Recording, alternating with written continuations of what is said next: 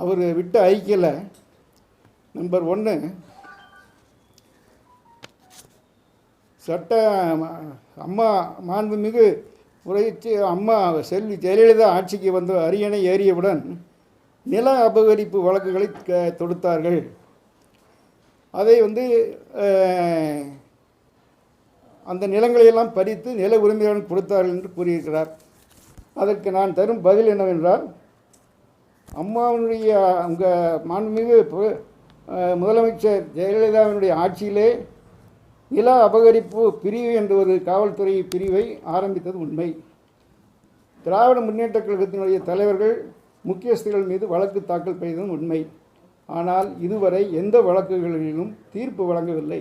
அவர்கள் குற்றவாளிகள் என்று தண்டிக்கப்படவில்லை. ஆகவே இதெல்லாம் பொய் வழக்குகள். அந்த வழக்குகளெல்லாம் தீர்ப்பு வராத போது இந்த நபர்கள் அடாவடித்தனமாக செயல்பட்டார்கள் என்று கூறுவது பொய்யான கூற்றாக சொல்கிறோம். ரெண்டாவது,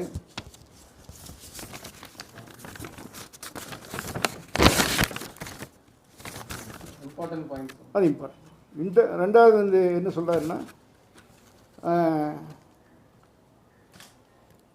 திமுக தலைவரும் அவரை சார்ந்தவர்களும், குறிப்பாக கோவை கார்த்திக் அவர்களும் இந்த கொரோனா காலத்தில் மக்களை பற்றி சிந்திக்காமல் பொருட்படுத்தாமல் சுயநலத்திற்காக பைத்தியார்த்தனமாக செயல்படுகிறார் என்பதை நான் வன்மையாக கண்டிக்கிறேன். அவர்கள் என்ன செய்தார்கள் என்பதை பட்டியலிட்டு காட்டியுள்ளேன். அதாவது, கொரோனா காலத்தில் ஒன்றிணைவோம் வா என்ற சிறப்பு அறிவிப்பின் மூலம் சுமார் 18 லட்சம் உதவி எண் கோரிக்கைகள் மூலமாக சுமார் 76 லட்சம் அத்தியாவசிய உணவுப் பொருட்கள், 51 லட்சம் முகக்கவசம் மற்றும் கிருமிநாசினி மற்றும் 28 லட்சம் சமைத்த உணவுப் பொட்டலங்கள் என்று பொதுமக்களுக்கு கொரோனா பேரிடர் காலத்திலே வழங்கியது திராவிட முன்னேற்றக் கழகத்தின் தலைமையிலான தளபதி அவர்களின் தலைமையிலான கட்சி என்பதையும், இந்த ஆட்சிக்கு தூண்டுகோலாக இருந்ததும் திராவிட முன்னேற்றக் கழகத்தினுடைய செயல்பாடுகள் தான் என்பதையும் இதற்கு பதிலாக நான் கொடுத்துள்ளேன். அடுத்தது அவர் கூறுவது, அந்த கோயம்புத்தூர் மாநகராட்சி எல்லையில் உள்ள சுமார் 4 கோடி வருமானமுள்ள அவர் குறிக்கிறது 4 கோடி சொந்தமான 55வது வார்டில் 5782 சதுர இடம் வாங்கியது சம்பந்தமான அவர் அறிக்கையில் கூறியுள்ளார். அதில் என்ன கூறியுள்ளார் என்று சொன்னால், கோயம்புத்தூர் சார்பு நீதிமன்றத்தில் ஒரு வழக்கு தொடர்ந்து ஒப்பந்தப்படி கிரயம் பெற்றதாக கூறியுள்ளார். அதன் பின்னிட்டு என்னிடம் அரசு வழக்கறிஞராக நான் இருந்தபோது என்னிடம் தடை இல்லை, எந்த விதமான தடையும் இல்லை என்று சான்று பெற்றதாகவும் கூறியுள்ளார்.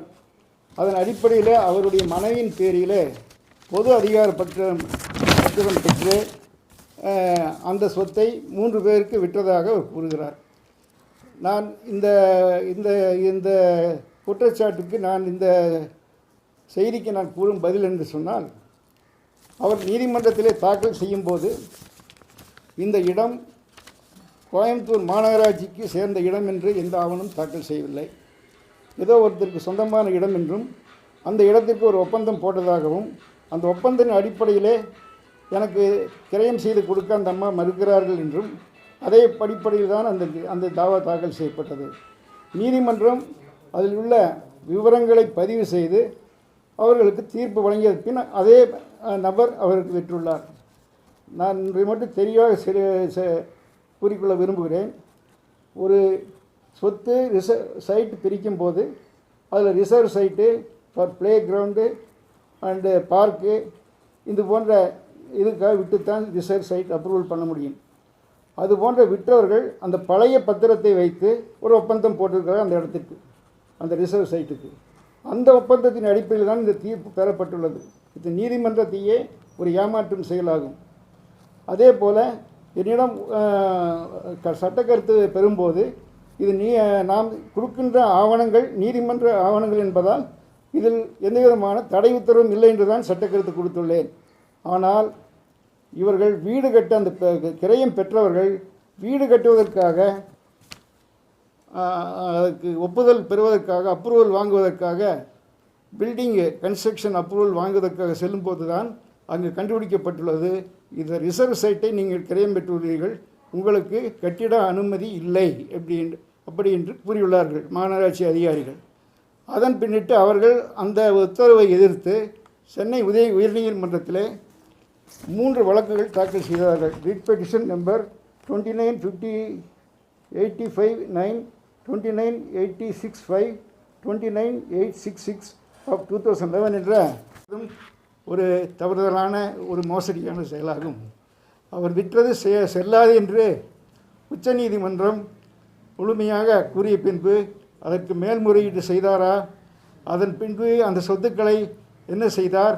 இவர் விற்ற பணத்தை விற்றது செல்லாது என்று தெரிஞ்ச பின்பு அந்த பணத்தை வாங்கியவர்களிடம் திருப்பி கொடுத்தாரா என்பதெல்லாம் கேள்விக்குறியாக இருக்கும்போது, ஏதோ திராவிட முன்னேற்றக் கழகம் தவறு செய்ததைப் போலவும், திராவிட முன்னேற்றக் கழக ஆட்சியிலே சட்டமன்ற உறுப்பினர்களும் திராவிட முன்னேற்றக் கழகத்தினுடைய தலைவரும் தவறு செய்ததைப் போலவும், இந்த வழக்குகள் எல்லாம் நில அபகரிப்பு வழக்குகள் எல்லாம் மாண்புமிகு செல்வி ஜெயலலிதா ஆட்சியிலே பதிவு செய்யப்பட்டதாகவும் கூறி திமுக ஆட்சியிலே அராஜகம் நடந்ததாக எடுத்து கூறியதை முன்னிட்டு என்னிடம் சட்டக்கருத்து வாங்கியதாகவும் கூறியுள்ளார்.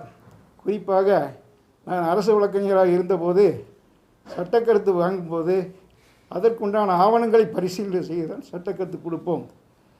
இந்த சொத்துக்கு நீதிமன்றத்தில் தடையில்லை என்ற சட்டக்கருத்து கொடுத்துள்ளேன். இவர் அந்த சட்டக்கருத்து வாங்கும்போது மாநகராட்சியினுடைய ரிசர்வ் சைட் இது மாநகராட்சியினுடைய அதிகாரிகளிடம் நோ அப்ஜெக்ஷன் சர்டிஃபிகேட் வாங்கி அதை என்னிடம் சமர்ப்பிக்கவில்லை. ஆகவே அந்த வழக்கிலும் சட்டக்கருத்து பெறும்போது ஒரு மோசடியாக சட்டக்கருத்து பெற்றுள்ளார்கள். இதையெல்லாம் கருத்தில் கொண்டு பார்க்கும்பொழுது அவரது அறிக்கை முழுக்க பொய்யானது, அவதூறானது. அந்த அறிக்கைக்கு பதிலறிக்கை தர வேண்டும் என்று சட்ட பாதுகாப்பு குழு திமுக தலைமையில் நியமிக்கப்பட்ட நான் கோவை நீலகிரி மாவட்டத்தினுடைய தலைவர் என்ற முறையிலே அதற்கு பதில் அறிக்கை தருகிறேன். அந்த பதில் அறிக்கையில் தெளிவாக எந்த சூழ்நிலையில் இந்த அறிக்கை விடப்பட்டுள்ளது, திரு அமைச்சர் எஸ்பி வேலுமணியின் பாராட்டை பெறுவதற்குத்தான் இந்த அறிக்கை விட்டுள்ளார். அது தவறான செயலாகும். அவரது கூறியுள்ள கருத்துக்கள் முழுமையாக மறுக்கப்படுகிறது. இனிமேலும் அவர் தொடர்ந்து இந்த மாதிரி அறிக்கையை விட்டால் அவர் மீது சட்டப்படி நடவடிக்கை எடுக்கப்படும். இந்த அறிக்கைக்கு அவர் வருத்தம் தெரிவிக்க வேண்டும் அல்லது மன்னிப்பு கேட்க வேண்டும் என்று கூறி இந்த பதில் அறிக்கையை நான் வெளியிடுகிறேன். இதற்கு பின்பும் அவர் தொடர்ந்தால் அவர் மீது சட்டப்படி நடவடிக்கை எடுக்கப்படும். தலைவர் தளபதியினுடைய அனுமதியுடன் சட்டப்படி நடவடிக்கை எடுக்கப்படும் என்பதை தெளிவாக கூறிக்கொள்ள விரும்புகிறேன். இது போன்ற அறிக்கைகள் தொடரக்கூடாது என்றும் நான் கேட்டுக்கொள்கிறேன்.